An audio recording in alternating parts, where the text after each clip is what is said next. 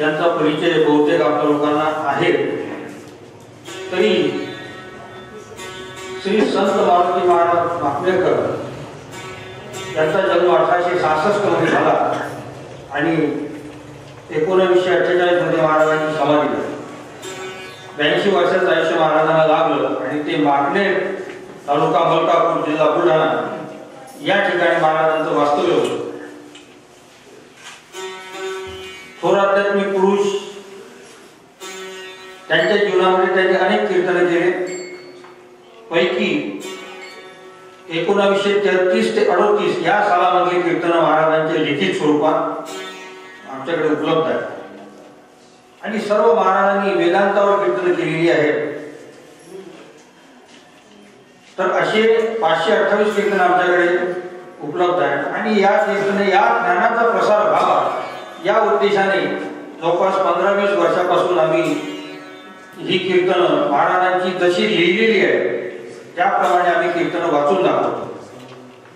कारण तुम्ही म्हणा मी काही महाराज नाही, मी कोणी काही संत नाही, महाराज नाही. फक्त मारुती महाराजांची जी कीर्तन आहे या ज्ञानाचा प्रचार व्हावा या उद्देशाने हा उपक्रम आहे.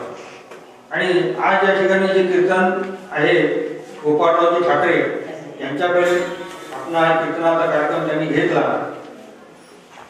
त्यांचे वडील हे माखणीला येत होते आणि त्यांना जे साक्षात्कार झाले, कशामुळे आले, काय आले, हे सर्व आपल्या गाव लोकांना माहितीच आहे. आणि अशा रीतीने हे 33 सालापासून तर 38 सालापर्यंतची जी कीर्तन आहेत, आता तुम्ही म्हणाल कीर्तन म्हणजे कशी वाचून आहेत. आता याच्यामध्ये कसं आहे, बाकी इतर कीर्तनकार जसं कीर्तनकार करतात भागवत संप्रदायामध्ये किंवा वारकरी संप्रदायामध्ये, याच्यामध्ये महाराजांनी त्यांच्या ज्ञानामध्ये अंधश्रद्धेचा भंडाफोड त्या जमान्यात केलेला. आज 100 वर्षापूर्वी महाराजांनी जे ज्ञान लिहून ठेवलेलं आहे ते शुद्ध वेदांत आहे. परमेश्वर कुठे असतो, परमेश्वर काय आहे, परमेश्वर जगामध्ये देव आहे की नाही, म्हणजे या गोष्टीचा सर्व उहापोह त्यावेळेस त्यांनी केलेला आहे. आणि या पूर्ण महाराष्ट्रामध्ये खानदेश, वराड या भागामध्ये महाराजांचे खूप शिष्य आहेत. परंतु कालांतराने हे जे ज्ञान आहे, ह्या वह्या ज्या होत्या, मला असं वाटते कालच्या कीर्तनामध्ये जे महाराज होते त्यांनी सांगितलं आहे, जे भाकरे गुरुजी होते आमचे कंडारीचे, यांनी हे महाराजांची कीर्तनं लिहून ठेवली चांगल्या अक्षरामध्ये. आणि त्याच्याही आधी महाराज कीर्तन करत असताना महाराजांच्या मागे जे बसत कीर्तन लिहायला ते डॉक्टर गायकवाड नांदुर्याचे होते, त्यांनी ही कीर्तनं लिहून ठेवली.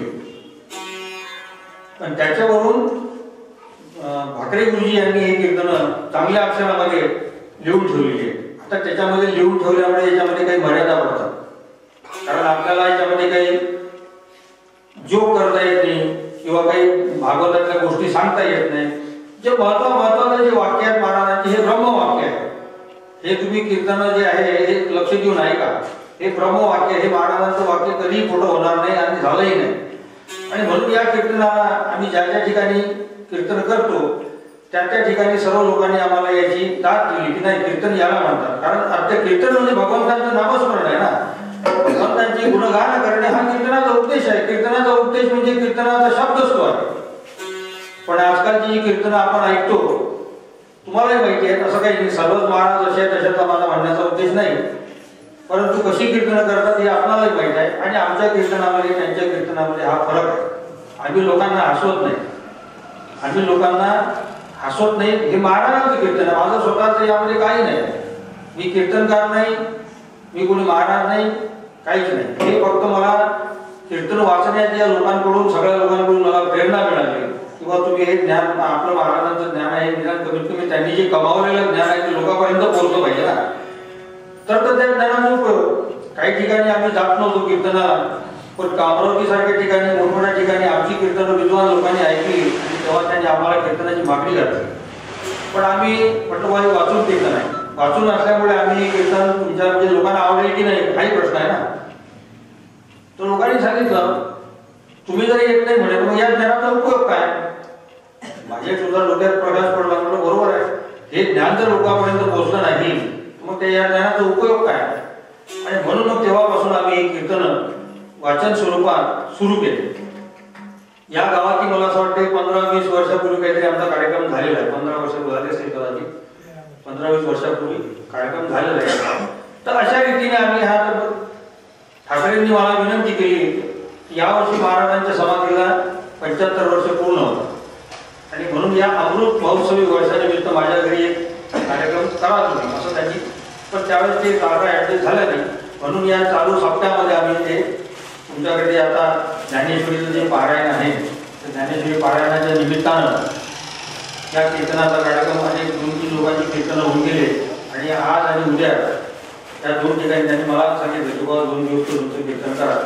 ठीक आहे, ज्ञानेश्वरीच्या पारायणाच्या निमित्तानं आपल्याला हा योग घडतो आहे. आणि मला असं वाटतं ज्ञानेश्वरी आता तुमची संपत आली असेल, कदाचित उद्या समाप्ती असेल असं मला वाटतं. तर ठीक आहे, चांगली गोष्ट आहे. कारण ज्ञानेश्वरीचं पारायण करणे कशा करता, त्याच्यामध्ये पारायण होणे करता. पारायण आणि परायण शब्दामध्ये फरक आहे. पारायण करणारे काही मंडळी असतात, काही परायण होतात, काही नुसतं शौक म्हणून ज्ञानेश्वरी वाचतात. तिला 2 मित्राची कथा आहे. 2 मित्र होते, तर एक मित्र रोज ज्ञानेश्वरी वाचत असे आणि वाचल्यानंतर दुसरा जो मित्र होता त्याला असं वाटलं की आपणही ज्ञानेश्वरी वाचावी, म्हणून त्या मित्राला त्यांनी म्हटलं की मला एक ज्ञानेश्वरी दे, मी ज्ञानेश्वरी वाचतो. आता त्याला माहित होता हा मित्र काही वाचणार नाही, पण तरी त्यांनी म्हटलं ठीक आहे मी देतो. त्यांच्या घरी जाणंही मग असे त्या मग हा ज्ञानेश्वरीचे रोज काही पानं वाचायचं आणि देवघरात त्या ज्ञानेश्वरी द्यायची पानं वाचायचं. हा जो दुसरा ज्याने ज्ञानेश्वरी दिली हा मोठा हुशार होता. त्याला माहित होता हा ज्ञानेश्वरी वाचत नाही, पण कसं तरी वाचतो. मग हा घरी नसताना हा मित्र त्याच्या घरी जायचा आणि ज्ञानेश्वरीमध्ये जे पान ठेवलेलं असेल ते 2-4 पानं मागे उलटून द्यायचं, त्याच्यात पुन्हा घालून द्यायचं. म्हणजे याने वाचलेलं जिथपर्यंत आलं की त्याच्या मागे हा त्याची निशाणी ठेवून द्यायचा. असं करता करता बरेच दिवस गेले. तो पहिला मित्र तो म्हणाला, का तुमची ज्ञानेश्वरी झाली का वाचून? हो ते वाचतो मी, पण त्याच्यात सारखं सारखंच फार येते, त्याच्यामध्ये सारखं सारखंच फार येते. म्हणजे त्याची ज्ञानेश्वरी जी होती म्हणलं होती का नाही, त्याला काहीतरी पारायण करायचं म्हणून त्याने सांगितलं. हा मित्र विचार होता. तर असं आपल्याला झालं नाही पाहिजे. मी ज्ञानेश्वरी आता वाचताय, तुम्हाला ज्ञानेश्वरांनी म्हटलेलं आहे, सर्व संतांनी म्हटलं एक तरी ओवी अनुभवावी. ज्ञानेश्वराची एक तरी ओवी अनुभवात आणली पाहिजे. हा ज्ञानेश्वरीचा अर्थ आहे. नुसतं पारायण करून फायदा नाही. हे आमच्या महाराजांचं महाराज सुद्धा ज्ञानेश्वरी वाचूनच पारायण झाले. मारुती महाराजांना जेव्हा परमेश्वर प्राप्तीचा योग आला त्यावेळेस मारुती महाराजांनी आळंदीला गेले आणि आळंदीला महाराजांनी ज्ञानेश्वरी वाचनाचं काम चालू केलं. अजान वृक्षाखाली महाराज बसले आणि बसल्यानंतर ज्ञानेश्वरी वाचायला सुरुवात केली. तिथला असा नियम आहे की अजान वृक्षाचे पानं ज्ञानेश्वरीवर पडले म्हणजे मग तुमचं तप पूर्ण झालं. मग महाराज तिथं वाचत असताना महाराजांच्या ज्ञानेश्वरीवर पानं पडले. ते आजूबाजूचे लोक होते, अहो महाराज तुमची साधना पूर्ण झाली, जा आता घरी, ज्ञानेश्वरी तुमची पूर्ण झाली. महाराज म्हणे अशा फालतू छोटाड्या गोष्टीवर माझा विश्वास नाही. जोपर्यंत ज्ञानेश्वर माझ्या अंतःकरणात येत नाही, जोपर्यंत मला अनुग्रह देत नाही, तोपर्यंत मी ज्ञानेश्वरी वाचणं सोडणार नाही. असं करता करता एक दिवस असा उजाडला. महाराज बिना अन्न पाण्याची ज्ञानेश्वरी वाचत होते. एक दिवस उजाडला आणि महाराजांच्या अंतःकरणामध्ये ज्ञानेश्वर प्रगट झाले आणि ज्ञानेश्वरांनी सांगितलं, जा तुझी साधना पूर्ण झाली, आता तू संसारात जा आणि लोकांना ज्ञान सांग. महाराज कुठल्याही शाळेत गेलेले नाही. महाराज कुठल्याही 4 वेळेस शाळाच नव्हत्या आणि अतिशय लहानसं खेळ आहे मागणे. आजही त्या गावात 7व्या वर्गापर्यंत शाळा. तर अशा महाराज शिकलेले नव्हते, परंतु वेदांताचं पूर्ण ज्ञान. ज्ञानेश्वरी तुकाराम त्यावेळेस छपाईचे ग्रंथ नव्हते, ज्ञानेश्वऱ्या नव्हत्या, तुकारामाची गाथे नव्हती, असा तो काळ होता. मग एवढं ज्ञान कुठून आणलं महाराजांनी? हा एक विचार करण्यासारखा ते ज्ञानेश्वराचा प्रसाद महाराजांना मिळाला. म्हणून त्या ज्ञानेश्वरी पारायणाच्या निमित्ताने मला तो प्रसंग तुम्हाला सांगावा लागला. ठीक आहे, आपल्या आयुष्यामध्ये आपण ज्ञानेश्वरी पारायण करता, चांगली गोष्ट आहे. तर आजच्या कीर्तनामध्ये महाराजांनी जो अभंग घेतलेला असे जवळपास 528 कीर्तन आहेत महाराजांचे आणि ते वाचून असल्यामुळे कान देऊ नये का.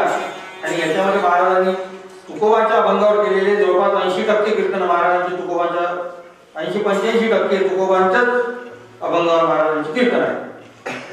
आणि या ठिकाणी या अभंगाचा जो अर्थ आहे तो तुकोबाच्या याच्याप्रमाणे वेगळा. आणि मारुती महाराज त्या अभंगावर काय म्हणतात, मारुती महाराज त्या अभंगावर काय म्हणतात या निरूपणामध्ये कीर्तनामध्ये आपल्याला ऐकायचं.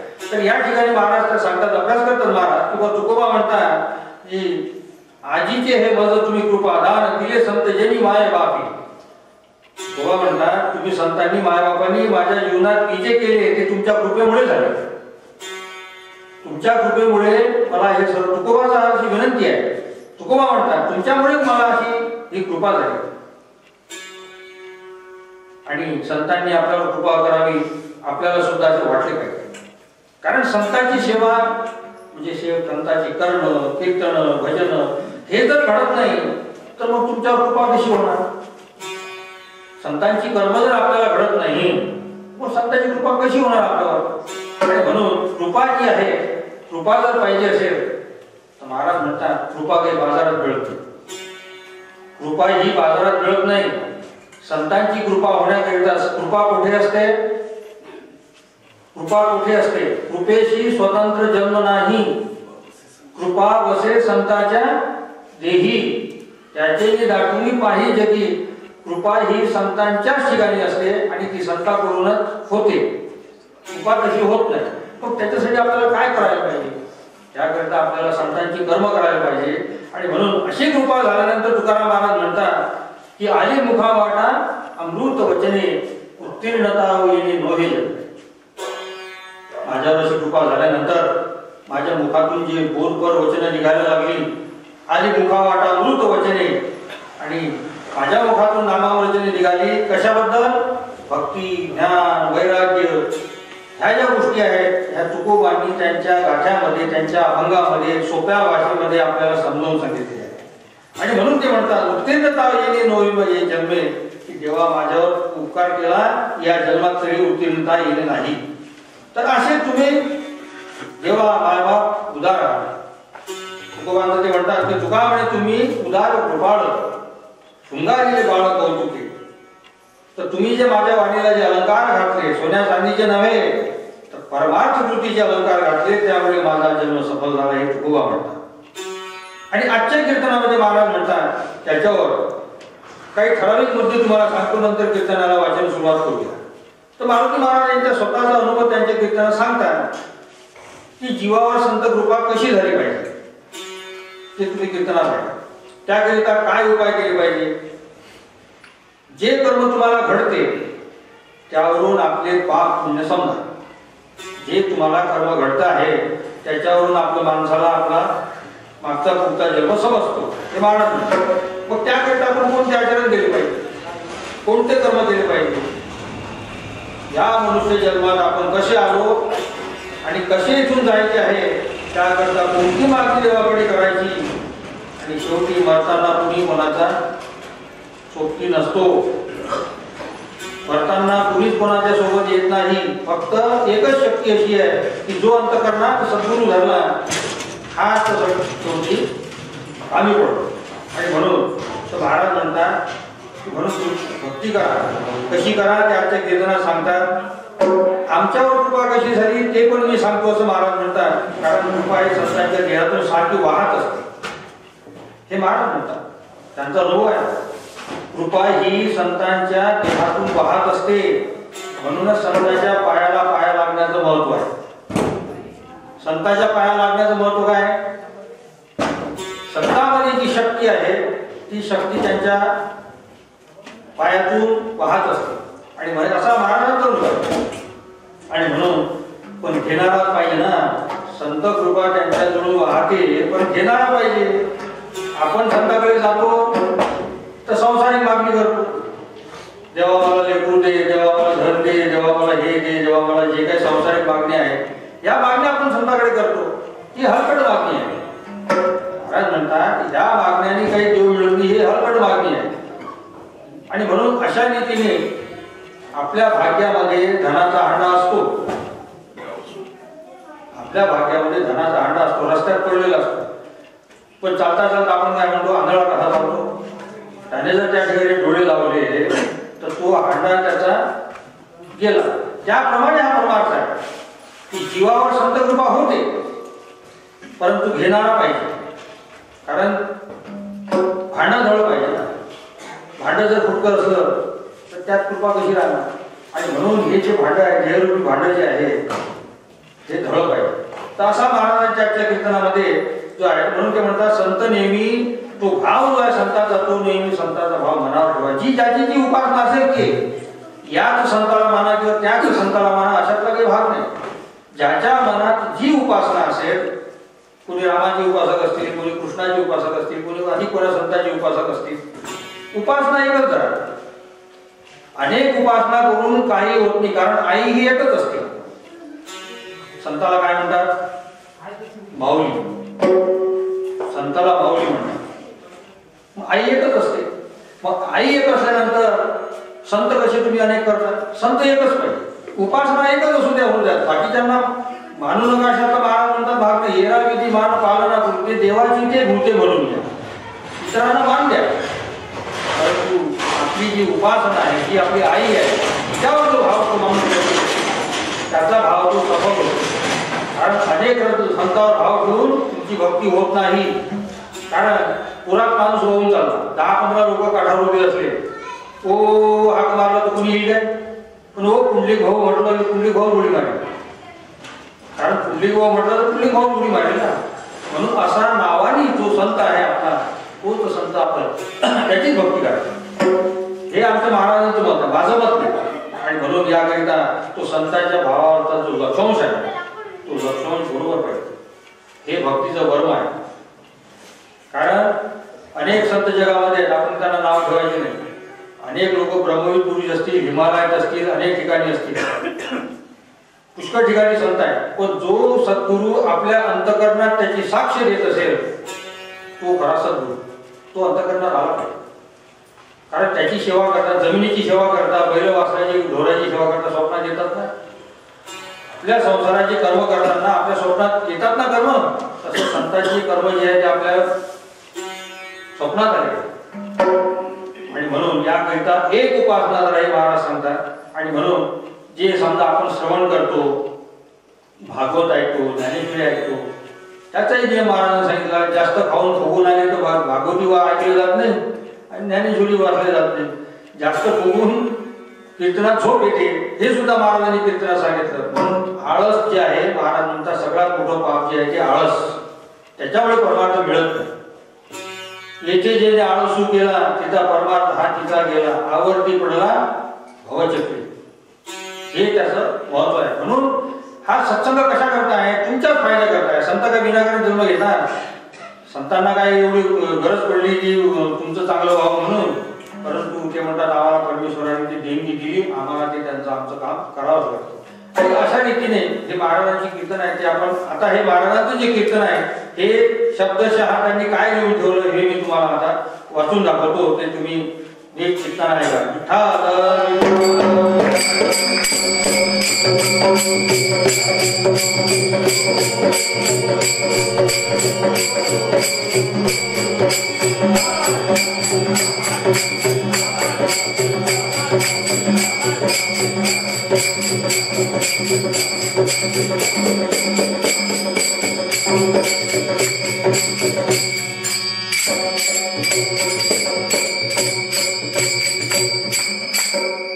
तर आजचं जे कीर्तन आहे हे मूळ कीर्तन जे आहे महाराजांचे हे 478 नंबरचं कीर्तन आहे. आणि हे कीर्तन महाराजांनी केलेलं आहे आश्विन शुद्ध 13 दिनांक 18/10/1937 साली महाराजांनी कीर्तन केलेलं आहे. कीर्तनाचा अभंग आहे. आजीचे हे पद तुम्ही कृपादान दिले संत जनमाय बापी, आणि मुखा वाटा अमृत वचने, उत्तीर्णता येणे नो हे जन्मे. तुका म्हणे तुम्ही उदार कृपाळ, तुका म्हणे तुम्ही उदार कृपाळ, शृंगारिले बाळ कौतुके. आता यामध्ये महाराज म्हणतात की जीवाला संत कृपा आहे किंवा नाही तर हे कसे समजा?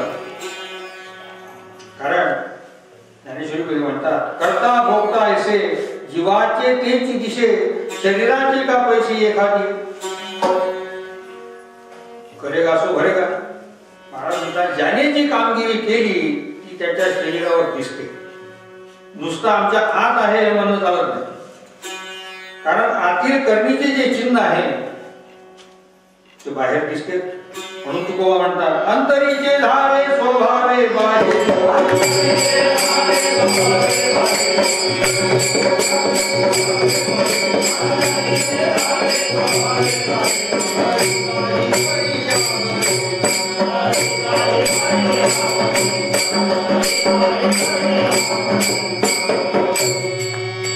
तर अशी कोणतीच करणी लपवता येत नाही. तर ही परमार्थिक करणी कशी लपवून ठेवता येईल? ती आपोआप बाहेर चिन्हावरून दिसून येतेच. जे अंतःकरणात असेल ते बाहेर येतेच. ते चिंतन असो, मनन असो, ते बाहेर येतेच, ते दिसतेच. आणि म्हणून तुकोबा म्हणतात की आमचे दैव उत्तम आहे. कशामुळे? अनंत जन्माचे सुकृत पदरी, अनंत जन्माचे सुकृत पदरी, ज्याच्या मुखी हरी पैठा होई. तुकोबा म्हणतात यावरून आमचे सुकृत आम्हाला कळून येतेच. अनेक लोकांच्या वाचेत संसाराची लव आहे, पण आमच्या वाचेवर रात्रंदिवस प्रभूचे नाम. आणि म्हणून ते म्हणतात तुकोबा म्हणतात कृपा केली संतजनी, माझी अलंकारिणी वाणी, प्रीती लावली कीर्तनी, तुका चरणी लोळतसे. ही संतांची कृपा आहे.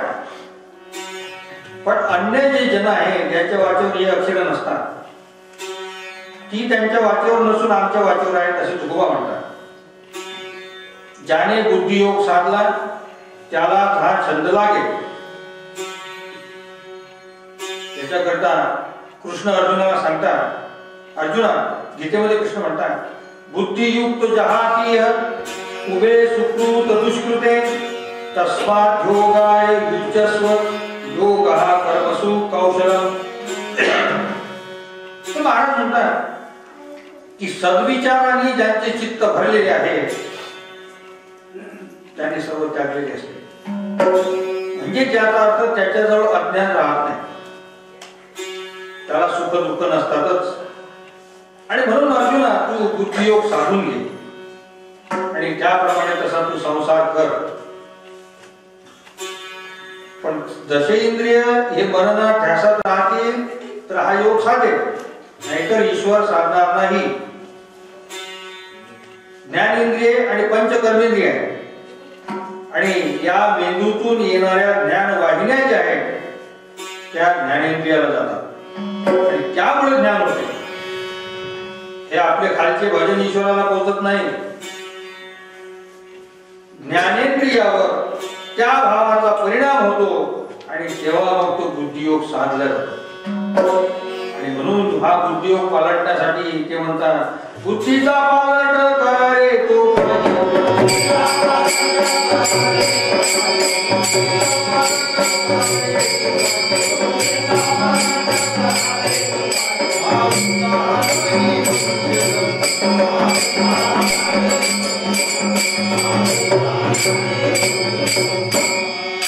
बुद्धीचा पालट करा रे तो काही मागता नाही मनुष्य जन्म. तुमच्या कानाला काही सूक्ष्म ऐकू येते काय?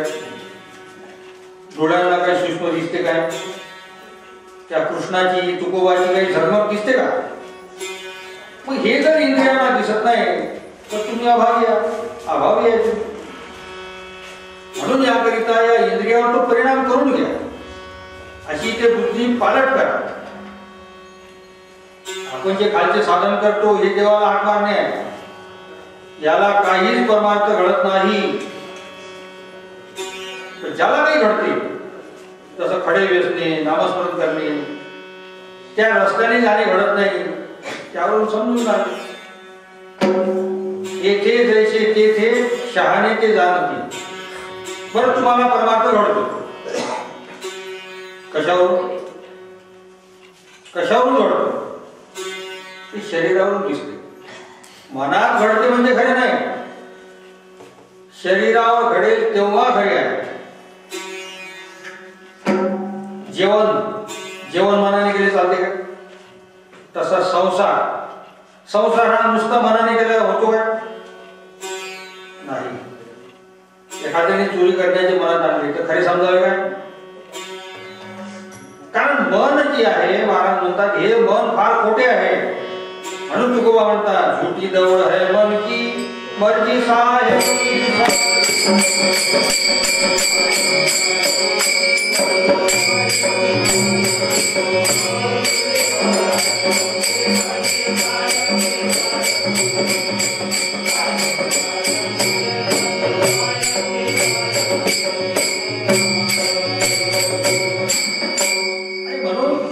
हातावर, पायावर, इंद्रियावर हे खरे नाही. गुन्हा केव्हा ठरतो?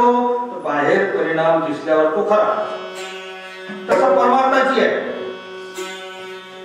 खाऊन हातपाय ठोसर केले, त्यांनी सेवा कधी घडली नाही, तर त्याला तुकोबा काय म्हणतात?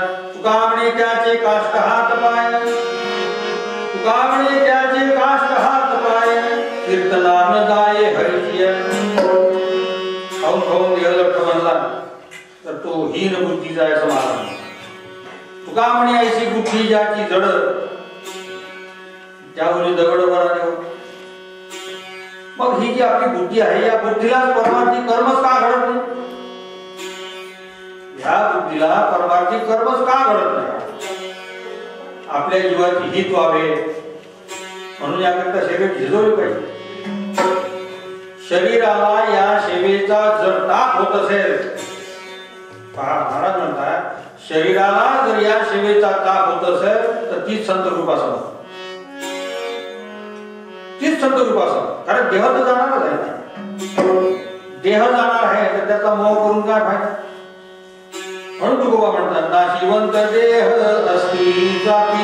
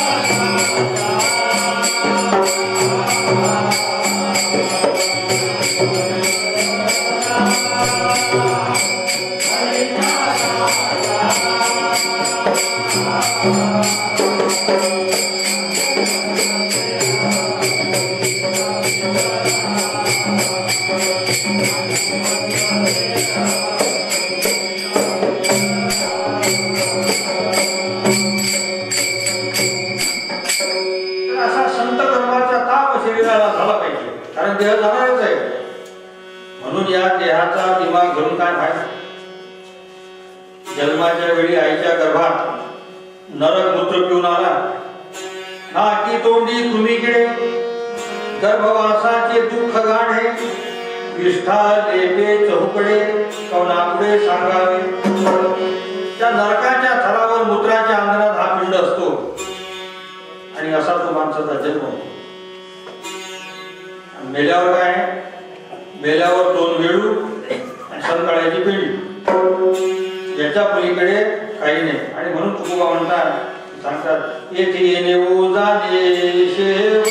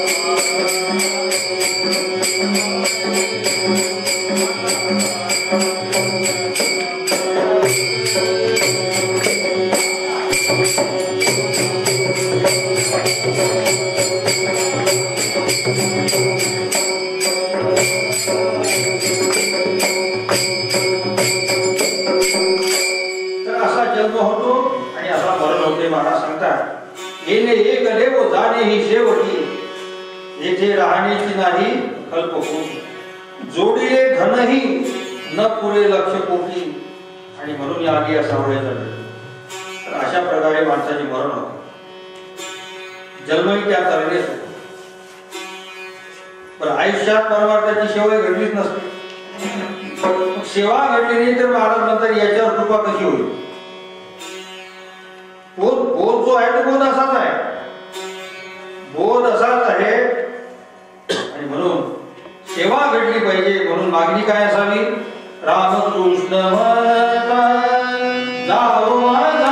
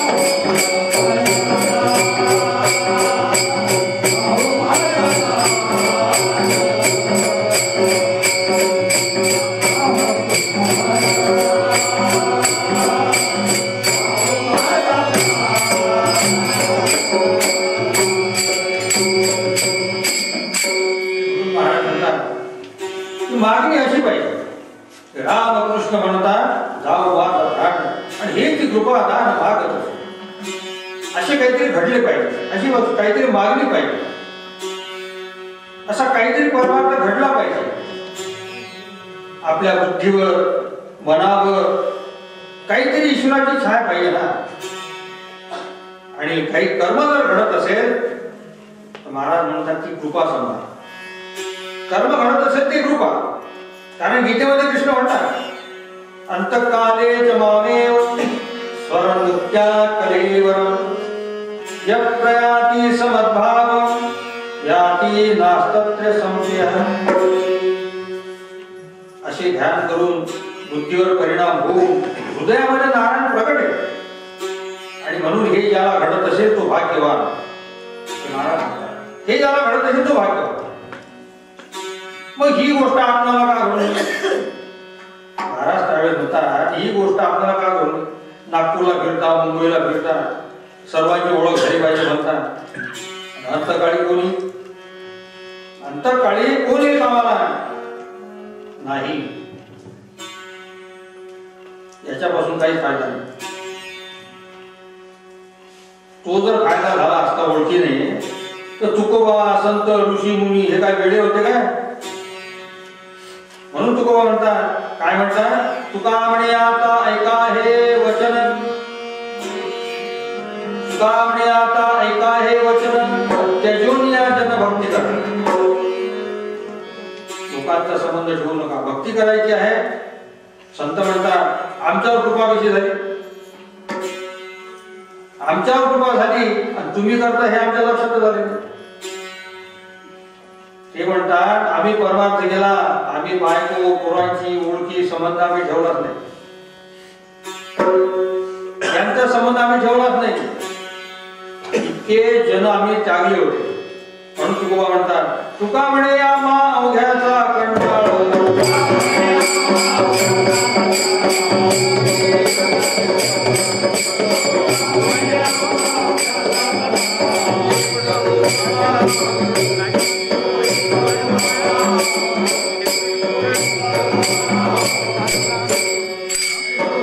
महाराज तुकोबा म्हणतात काय म्हणतात आमच्यावर संत कृपा का झाली.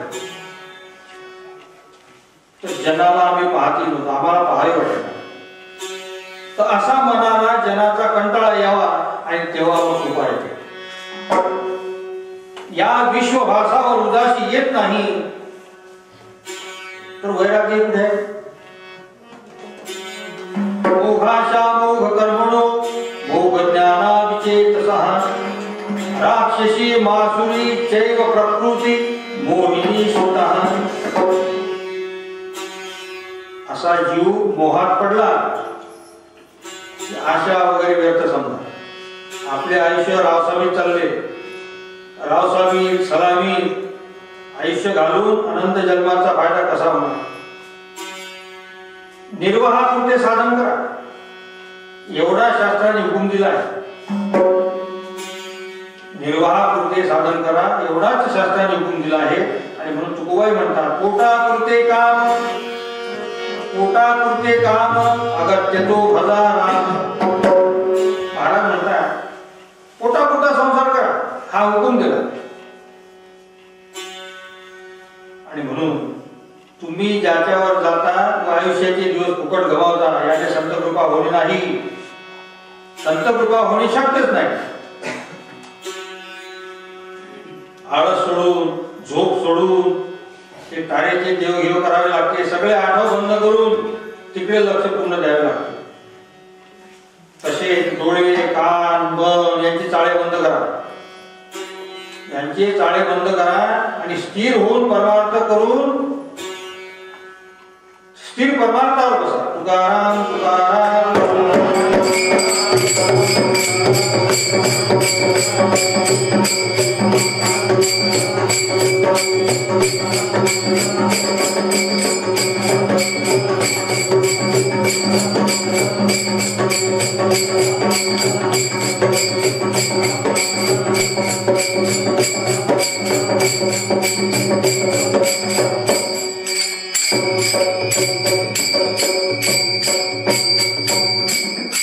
त्यांचा अनुभव ते सांगतात की डोळे कान मन याचे चाळे बंद करा आणि स्थिर होऊन परमार्थावर बसा. 12 तास दिवस 12 तास रात्र यात एक सेकंदभर तरी एकच चित्त करून परमार्थ करा. बुद्धीला विचारा त्या बुद्धीच्या वेगाने काय आठवण येतो हे पहा. मग हे जर तुम्ही पाहत नाही मग परमार्थ कसा घडेल. बुद्धी स्थिर होऊन नाम लागले नाही हे पाहिले पाहिजे. संत दर्शन देतात की नाही हे काय तुम्ही पाहिले का. नाही काही नाही. त्यामुळे काय होईल ते म्हणतात अभाग्याच्या घरी बाबा कामधेनु आली, अभाग्याच्या घरी बाबा कामधेनु आली, ओढाळ म्हणून हाणून दिली. कामधेनु घरी आली पण दैव अभागी, कारण वाईट म्हणून ती हाकून देतो. तर अशी ही कृपा कशी. ते म्हणतात येरविही हे कृपा करा ही वाया बोला शांग धरा. कृपा करा म्हणणे हे व्यर्थ आहे. आणि म्हणून ते सांगतात मी सांगितल्याप्रमाणे कृपेशी महाराज म्हणतात कृपेशी स्वतंत्र जन्म नाही. कृपा वसे संताच्या देही आणि त्याचे नीती पाही दाटून जगी ही कृपा वाहतच असते. तर ती कृपा घेण्याची त्याच्या चित्तावर नसते. कृपा याच्याकडे जाते पण याची बुद्धी दुसरीकडे जाते. म्हणजे धनाचा हांडा रस्त्यात मिळण्यासारखा असूनही त्यावेळी काय होते प्राप्तीच्या वेळी निर्दया आंधळेपणाचे डोळे हे असूनी डोळे आपले झाकी. त्याच वेळी आंधळा कसा चालतो तसे आपण चालून पाहावे म्हणून तो डोळे लावतो. त्याला तो हांडा कसा दिसणार? विठ्ठल विठ्ठल.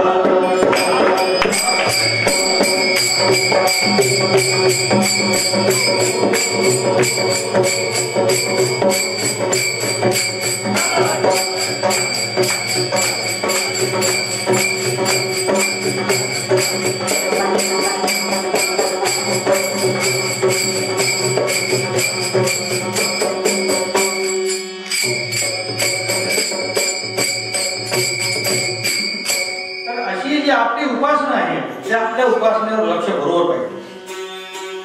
कारण ते तसे चुकले म्हणून हांडा मागे पडला.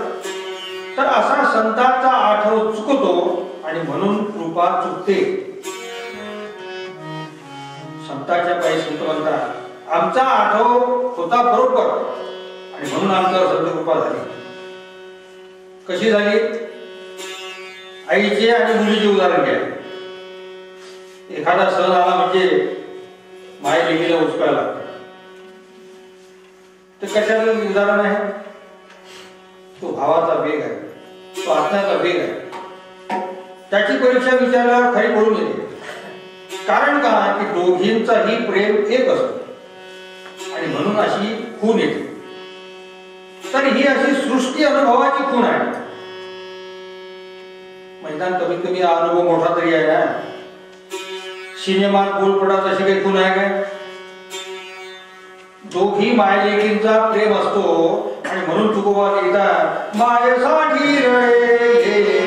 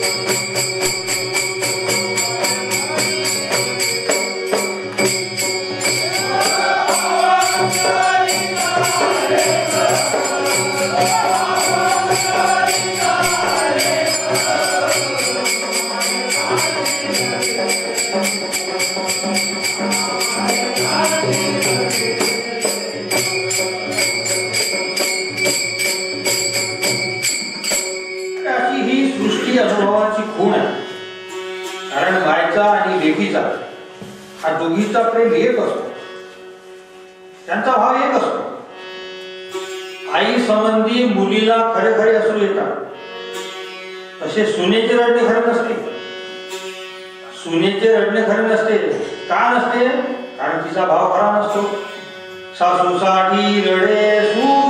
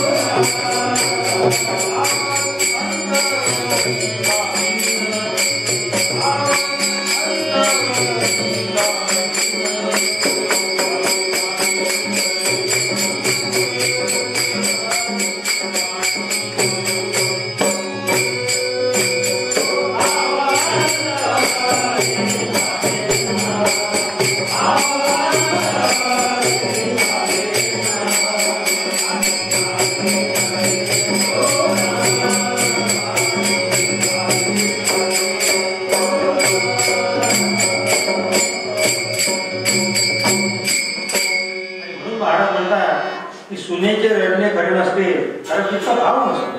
सासूसाठी रडे सून, भाव अंतरीचा भिन्न. या गाण्यापासून, अभंगापासून नेत्रामध्ये अश्रू आले पाहिजे. ही संत कृपा नाही तर अंतःकरण द्रोण नेत्रात अश्रू आले पाहिजे.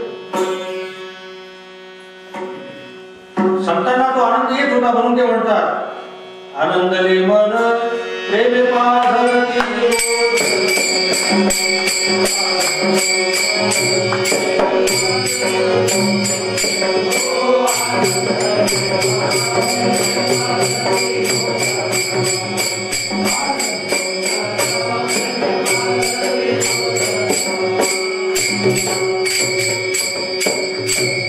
महाराज म्हणतात की सज्जनाचा भाव येऊन अश्रू आले, सज्जनाचा भाव येऊन अश्रू जर आले तर सज्जनाचा साक्षात्कार होतोच. ईश्वर आलाच पाहिजे. इतकी भावाची शक्ती एक बीज लक्षांशावर पाहिजे, तेव्हा तुमच्या बुद्धीवर काही पुन्हा येते. तुमचे करणे वाया घालवतात. तुमची जी नोकरी आहे त्या नोकरी तुम्ही अतिशय राहा. कोणती नोकरी? तुकोबा काय म्हणतात, काही ना काही काम, परमार्थिक काम सेवेला केले पाहिजे. आणि तुकोबा म्हणतात, काय म्हणतात तुकोबा, तुका म्हणे मज घरच्यांची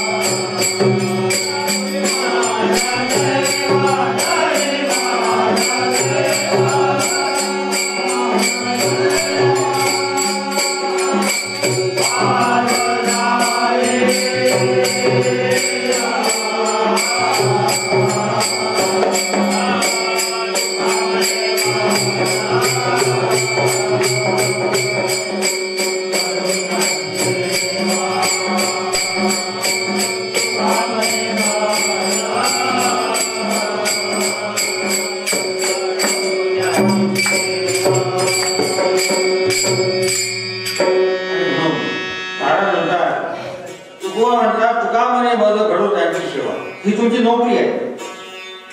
काही ना काही परमार्थिक काम शरीराला घडेल तो पुण्यशील समजा. काही ना काही परमार्थिक काम शरीराला जर घडत असेल तो तो पुण्यशील समजा. आणि ज्याला हे काहीच घडत नाही त्याचे नाम बाहेर घडेल ते आज जाईल. कारण आज जर गेले तर आतील बाहेर येतेच ना. जसा जेवला तर संतोष येतोच ना. म्हणून बाहेर नमन वंदन अर्चन हे घडले पाहिजे. कीर्तन वगैरे किती घडले पाहिजे. तर तुकोबा म्हणतात आयुष्य करी ऊन करी मला आवडतो कीर्तन.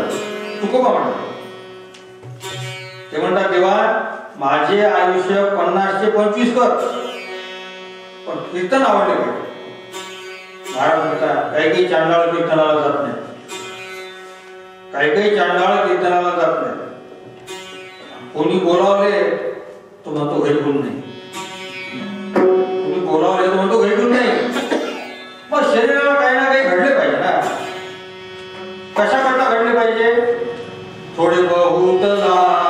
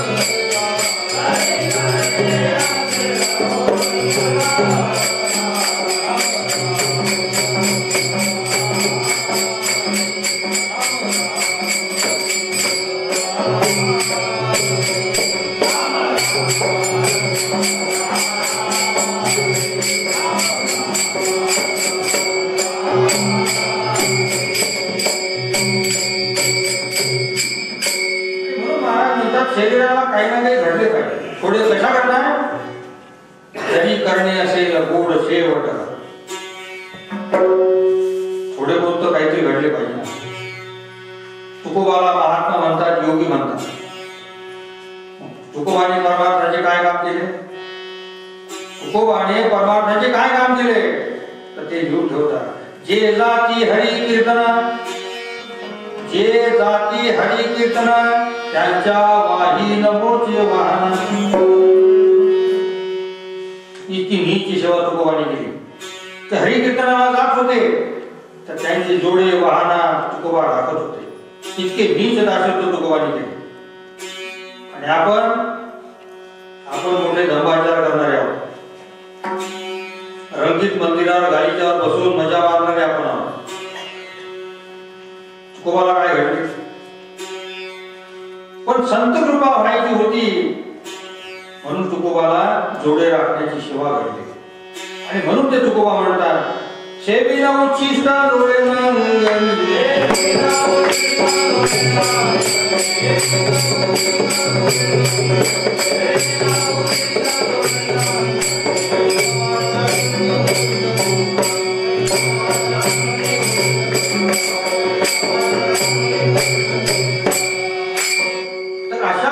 तुकोबाला दासत्व घडले.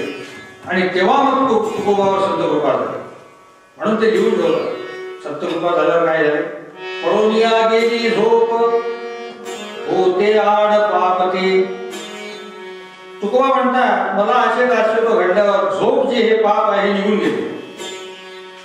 महाराज म्हणतात फार झोप येणे हे दैव चांगले नाही. फार झोप येणे हे दैव चांगले नाही. कमी झोपेवाला योगी होतो. कारण गीतेमध्ये ते सांगितलेले.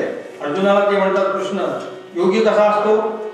युक्त हारस्य विहारस्य युक्तेवष्ट कर्मसु युक्त स्वप्नावबाधस्य योगो भवति दुःखः. अल्पहार अल्पनिद्रा मनावर अल्प स्वप्नावस्था याने योगी होतो. युक्त म्हणजे थोडे हे कृष्ण सांगतो. म्हणून याकरिता आपण महाराज म्हणता शरीरावरील लक्षणे पाहतो. जास्त खाऊन कीर्तन भागवत ऐकणे कठीण नाही. तर महाराज म्हणतात हे फार पाप. जास्त खाऊन कीर्तन भागवत ऐकणे हे पाप आहे. कारण काय होते. खाई फार उभा करी फार पादेही भराभर फार वेगी. शरीराचे लक्षणे दिसतात त्यावरून तपासा की परमार्थ लागला की नाही. निद्रा फार नसावा. महापापी कोण काढलाय. जरी केल्या होती पुण्यराशी अवधान होई हरिकथेशी नातरी ये राशी लागे अनावती अतिनिद्रा. हा महापापी काढला. म्हणून लोभाते टाकावे निद्रेते जिंकावे आणि भोजन करावे परिमित. या सेवेमध्ये आळस घेऊ नये. झोप येत असल्यास कमी खावे. आळस येणे हे चांगले नाही. कारण ते म्हणतात येथे जेणे आळस केला तो सर्वस्वी नागवला. सीता परमार्थ हा गीता गेला आवडती पडला अवश्य. महाराज म्हणतात या जन्माला आळस नको, आळस येऊ देऊ नये. परमार्थाचा आळस केला तर वाया जा. जो सावध राहून निद्रा घेत नाही, हयगय करीत नाही, तो भाग्यशाली आहे. नुसते खातो सदा निसतो, त्यावर कृपा कशी होईल? कारण साधक दशा जी असते त्या साधक दशेमध्ये मनुष्य रूढ होतो. का रूढ होतो? कारण त्याला काळजी फार असते. याच्यावर तुम्ही ओळखा. काय ओळखा? जसे झाड दानावे फुले, माणूस दानावे बोले, भोगे दानावे केले पूर्वजन्मीचे. फुलावरून झाड ओळखता येतं, तसा बोलावरून मनुष्य ओळखता येतो. आणि जे हाल होतात रोगावरून पूर्वजन्माचे पाप जाणार. पापाविने नाही आड हे तपाप, आणि साक्षीची रोकडी साक्ष आहे. मग परमार्थाच्या आड येणारे दुसरे काय आहे? ते मागचे पापच आहे. त्यामुळे रोग होतात, अन्न पाणी मिळत नाही. तरी पण त्याचे मन गरीब नसते. तो देवाला हात जोडत नाही, लोकांना हात जोडत नाही. देवाला पोची पुराणाला तो हात जोडत नाही, तर अशाला गरीब म्हणता येत नाही. कारण गरीब जो असतो तो मनाचा भाग तस्कर असतो. गरीब कोणाला म्हटले आहे? गरीब कोणाला म्हटले? गीतेमध्ये गरीब कोणाला म्हटले आहे? संत म्हणतात इंद्रियाचे दिने, इंद्रियाचे दिने आम्ही केले नाही. ज्याची इंद्रिय गरीब झाली, दीन झाली, त्याला गरीब म्हणतो.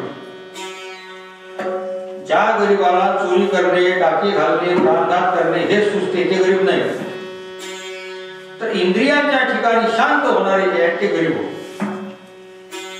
कारण हातांनी, वाचेने, मनाने गुन्हे न करणारे हे गरीब असतात. ते कोणाचाही अपराध करत नसतात.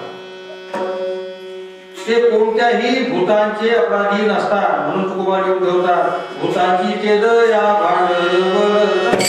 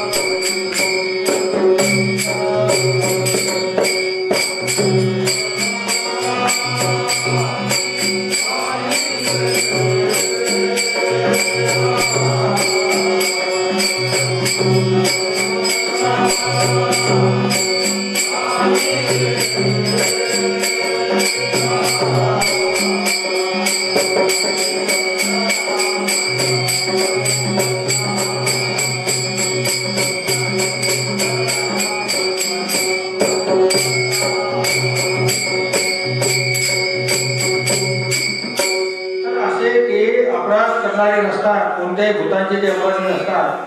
त्यांच्या आत दया किती असते? भूतांचे नावे सुनही ना तडावे, किंबहुना चतावे छेदवे. असे संत दयावंत असतात. इतके मनाचे ते मेरू असतात. ते सत्वगुणी असतात. ज्यांना कपडे मिळत नाही, ज्यांना अन्न मिळत नाही, जे रोगाने पिडलेले असतात, महाराज म्हणतात ते मनाचे फार तस्कर असतात. ज्यांना दया नसते. गरीब कशाने झाले पाहिजे? इंद्रियांचे दीन झाले. आणि इतकी शांती संतांजवळ असते आणि त्याची चिन्ह शरीरावर दिसतात. ज्याचे पाप तो भोगतो. संत म्हणतात ज्याचे पाप तो भोगतो. आमचे प्रारब्ध हे असे तुकोबा म्हणतात. मग तो पंडित असो, विद्वान असो, ब्राह्मण असो, गाय असो, हरिण असो, तो कोणी असो. कृष्ण म्हणतात गीतेमध्ये विद्या विनयन संपन्ने ब्राह्मणे गवी हस्तिनी शुनी चैव स्वपाके पंडिता समदर्शिना. म्हणजे तो पंडित विद्वान ब्राह्मण असो गाय असो हरिण असो आणि तू कोणताही स्वागत असो यांचा सर्वांचा आत्मा एक मानता तो जे तत्व मानता समा सर्वेषु भूतेषु तिष्ठतं परमेश्वरम विनश्यस्यत्वसी विनश्यन्त य पश्यति स पश्यति. असा एक आत्मा तो योगी जाणतो. त्याचे दैव कसे असते त्याचे दुसरे काही नसून रात्रंदिवस हात जय जयकार असतो. त्यांना काय घडते दिंडी भजन योगाचे कर्म हे सर्व अखंड त्याला घडत असते आणि ते पूर्वीपासूनच चालत आलेले असते. कारण संत म्हणतात आम्ही काय करतो आम्ही कशा आलो कशा करता आलो मागे बहुता जन्मी मागे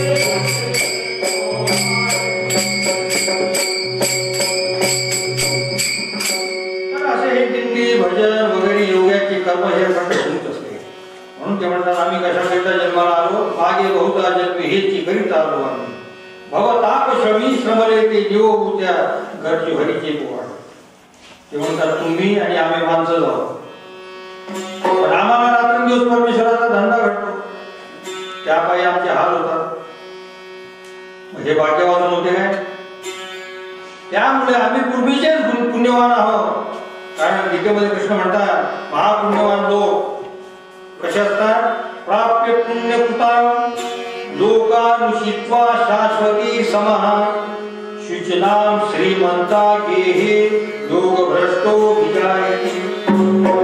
महापुण्यवान लोक हे काही दिवस स्वर्गात राहतात आणि स्वर्गात राहून अशा श्रीमंत कुळात जन्माला येतात.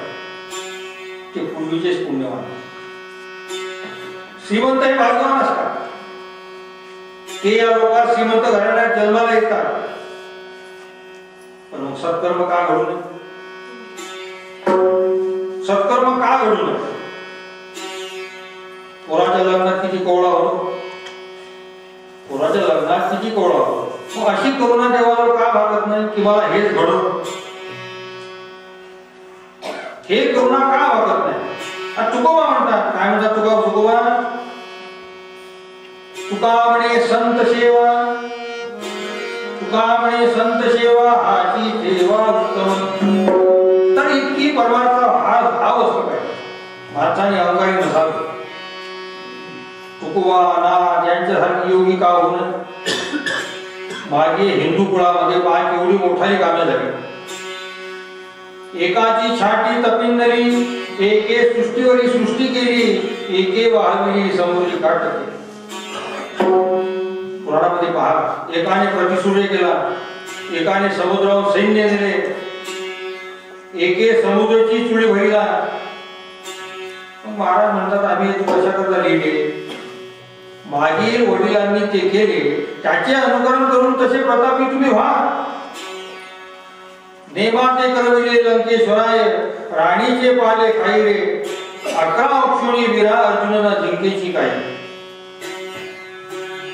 अर्जुनाने ते 11 अक्षोणी वीर जिंकले ना, तर जगाला येऊन योगी व्हा. महाराज म्हणतात प्रतापी व्हा. असा काही गुण मिळवा, तुमच्याकडून काही परमार्थ घडू द्या. कृष्णासारखा योगीही अर्जुनाने मिळवला आणि त्यामुळे रामावर, कृष्णावर, अर्जुनावर कृपा झाली. म्हणजे त्याच्या शरीरावर तो गुण दिसला.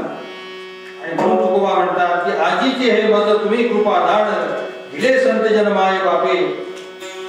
ते म्हणतात की रात्रंदिवस आम्हाला परमार्थ घडो आणि घडतो, हीच संतांनी आमच्यावर कृपा केली. आणि म्हणून